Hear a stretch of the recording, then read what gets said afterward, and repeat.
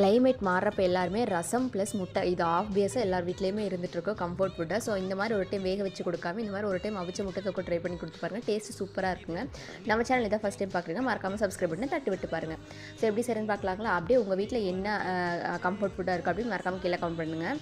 ஒரு பேனில் எண்ணெய் ஊற்றி சீரகம், சோம்பு, அது கூட பார்த்திங்கன்னா வெங்காயம், கருவேப்பிலை, பச்சை மிளகாய், தக்காளி எல்லாமே போட்டு நல்லா வதக்கி விட்டுக்கோங்க. உப்பு மஞ்சத்தூள் போட்டால் நல்லா குழஞ்சி வந்துடுங்க.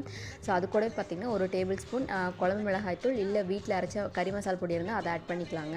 கொஞ்சம் தண்ணி ஊற்றி நல்லா மிக்ஸ் பண்ணி விட்டுருங்க. ஸோ நான் பார்த்திங்கன்னா 3 முட்டை எடுத்துருந்தேங்க. 3 முட்டை தாராளமாக 4 பேர் சாப்பிட்ற அளவுக்கு இருக்குங்க.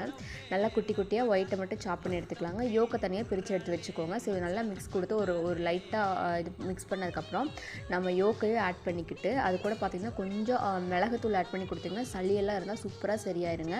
உங்கள் வீட்டில் என்ன கம்ஃபர்ட் ஃபுட் அப்படின்னு மறக்காமல் கீழே கமெண்ட் பண்ணுங்கள். Tata, bye by.